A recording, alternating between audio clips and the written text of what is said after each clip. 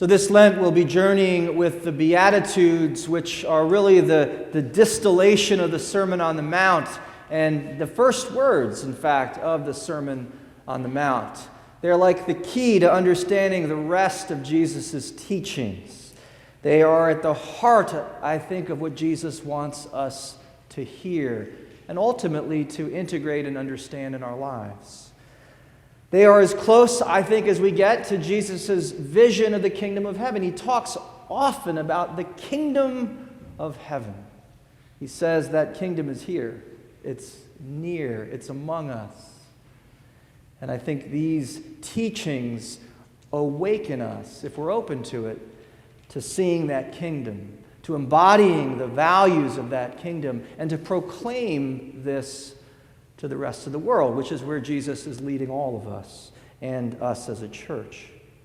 The Beatitudes, which we're going to call the Christian Ninefold path, are not teachings that can be understood with our normal, rational, dualistic, argumentative mind. No. These are non-dual teachings. They pose a direct challenge to conventional wisdom. They pose a direct challenge to our cultural assumptions. They challenge us to take off the lens through which we are taught to look at reality by our culture. As such, we need a whole new operating system. We need a whole new mind in order to understand what Jesus is saying here. We need to do, as Paul says, put on the mind of Christ, in order to get to the wisdom here, to get to the truth. So we're not going to study the Ninefold path. We're going to practice it. We're going to wrestle with it. We're going to work with it. We're going to live into its truth. There are going to be moments where we're going to get frustrated. There are going to be moments where we hate these teachings. This is all part of the process of getting closer to the truth, to the heart of what Jesus is saying. Because these teachings can only be understood through experience.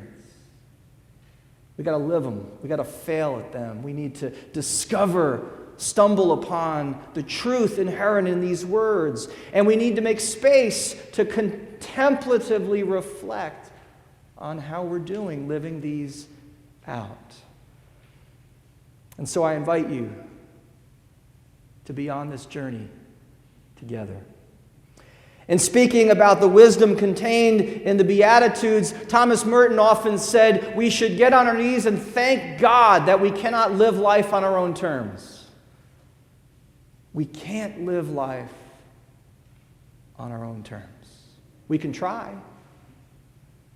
How's it working? The Beatitudes invite us to acknowledge we cannot live life on our own terms. We've got to surrender and open up to the one who is mysteriously and gently and slowly unraveling that kind of life, where we're in charge, where we're the boss, where we're the most powerful and learned. That will be undercut at every step in the Beatitudes. Now, this seems like bad news, doesn't it? We are conditioned to hear this as depressing news. What do you mean we're not in charge? What do you mean life isn't about me? What do you mean I'm not the smartest one? What do you mean? Sounds like bad news. But it's good news.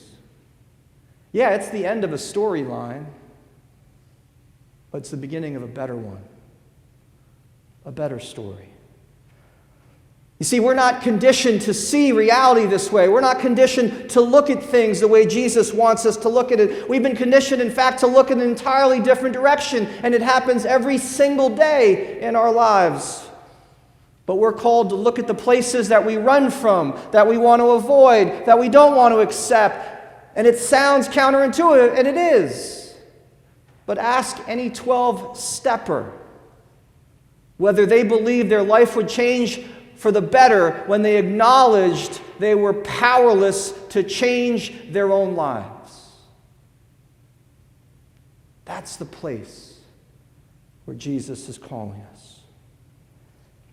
And if we think that we're in charge, we're not ready. We're not ready. for the Ninefold path. There's a wonderful Zen story that D.T. Suzuki taught Thomas Merton when they first met. And it's the story of a young seeker who goes to see a master teacher, and the master teacher embraces him and he welcomes him into his home and he sits him down at the table and they have tea together and he asks him about his experience, and the young student tells him about all his spiritual experiences, his past teachers, his insights, his skills, his pet philosophies, and all the while the master teacher listens intently. And he begins to pour a cup of tea for the student. And he pours and pours and pours the tea until it overflows in the cup, and then until it overflows the saucer, and then it overflows the table that the cup and saucer are on, and soon it is all over the floor. But the student is oblivious to all this until the moment where he realizes, and he says, "Stop pouring, the cup is full." And the teacher said, "Yes, and so are you. How can I possibly teach you? How can I possibly teach you?" The Greek word translated pour is tokoi, which literally means the empty ones who are crouching. The empty ones who are on their knees begging, the bent over beggars. Jesus is saying, theirs is the kingdom of heaven. Not theirs will be the kingdom of heaven. No, there is the kingdom of heaven. Present tense. Reminding us all that the kingdom of heaven is here. We are the ones who don't see it, and that is our problem that we must address, and that Jesus wants us to address, because we miss so much because we don't take Jesus' teachings to heart. But in order to get to the heart of it, we have to move in a direction that our culture teaches us to be afraid of. You see, we have been conditioned to believe that we are not enough. We have been conditioned to believe that we don't have enough. We've been conditioned to believe that life as it really is in this moment is not enough. And we've bought into this storyline. We've bought into scarcity thinking. And here's the deal. We are incentivized to see reality this way. Because if we feel like we don't have enough, if we feel like we aren't enough, if we feel like life is not enough, then we're more willing to grab and grasp and clutch for those things that the culture wants to sell us. We are incentivized to believe that not enoughness is reality, and we become more willing consumers if we buy into this storyline. Are you with me? We swim in these waters, all of us. These are the glasses that we all look through, and until we can see how every single moment we are taught by our culture this storyline of not enoughness, this undermines our capacity to see the kingdom of heaven right here, right now. This beatitude is a step in the direction of being able to truly see what's really happening. It invites us into a way of trust. It begins with trusting, you know what, I'm enough. I'm enough. It's saying, you know, I have enough. It means, you know what, life as it is right now, it may not be perfect the way I want it to be. It's enough. It's enough. This is a different posture. I kind of naturally did this with my hands. This is the posture that Jesus is calling us to. But so many of us, we live with this. We're clutching and grabbing. If I could only get up that one more little rung on the ladder, if I could only just get a little bit more of this and a little bit more of that, and we clutch for money and status and prestige and sex and power, and we're just insatiable. We want the bigger, the better, the more. Go like this for a second with your hands. Clutch them hard. Close your eyes and get in touch with the energy of all of that.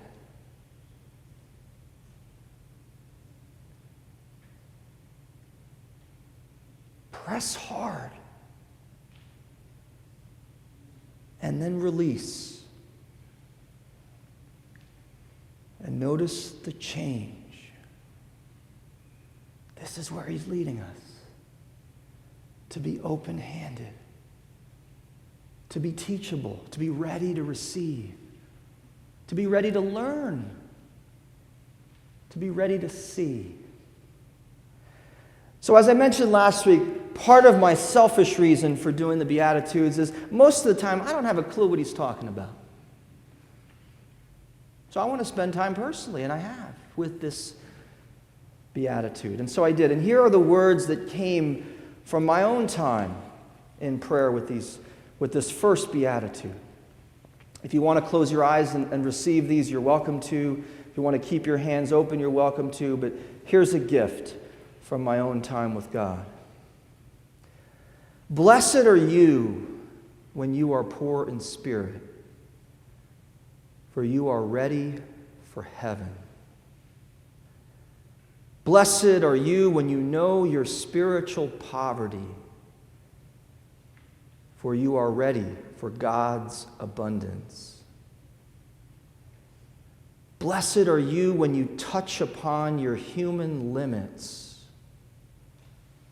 for you are ready for God's limitless grace. Blessed are you when you aren't filled with your own opinions, for you are ready to hear another. Blessed are you when you wrestle with unanswerable questions, for you are ready for an honest encounter. Blessed are you when you accept your powerlessness, for you are ready for real power. Blessed are you when you are at the end of your rope, for you are ready to let go. Blessed are you when you are on your knees, for you are ready to soar. Blessed are you when you are poor in spirit, for you are ready for reality. Which brings us to the pretzel. You like that segue? It turns out the pretzel has a lot to teach us. They're also very tasty, and we're going to have some today.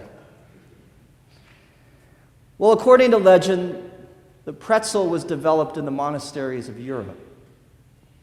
It was designed to represent the crossed hands over the heart, which is the posture that the monks were taught to come forward to receive communion.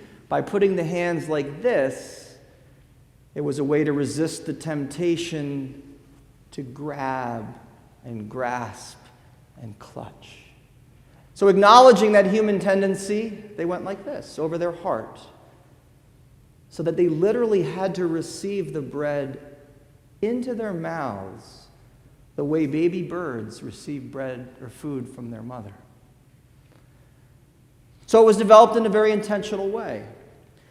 The monks, being good theologians, also understood that there are three spaces within the pretzel. There's space for the Father and the Son and the Holy Spirit. So it was very Trinitarian. And so when they were teaching young people how to pray, they would often teach them prayers like the Lord's Prayer. And when the child memorized that prayer and was able to recite that prayer, they would receive a pretzel as a gift. But that gift also reinforced the very thing that the monks were trying to teach the children. They were demonstrating their readiness to deepen their relationship with God. So later today, I want to invite you to come forward for communion with a willing posture to receive. Now, we're not going to have you do this. We don't want to get fingers in people's mouths. But what I invite you to do is to cup your hands like this and literally wait to receive the bread. I promise you it'll come. And it'll be placed in your hand. And because it's flu season, you can virtually dip it into the cup if you'd like. I did ask Walt to fill him up a little. He did. Good job, Walt. And if you choose to dip it, I invite you just to dip enough of the bread so your fingers aren't in it. And then eat there. But come forward with this posture. Because this is the posture in which we enter into the season of Lent. This is the posture where Jesus can teach us the wisdom that Jesus wants to teach us. This is the posture where we show Jesus our readiness to learn and to grow. And as we come forward, let's remember that we're all beggars in search of bread. Let's acknowledge it. Let's admit it. Let's learn to celebrate it, that we are beggars in need of bread, that we want to learn how to be more free. And in order to do that, Jesus says you got to learn to be humble. You got to learn to kneel. We want to be able to see the abundance that Jesus so clearly saw. But in order to do that, we got to stop grasping and grabbing and clutching and looking to those things that are not God to give us what only God can. So may you come forward in a little bit. May you taste and see for yourselves the grace of God. And may that posture of willingness open into a willingness to be generous and gracious to all those you come upon this day and always. Amen.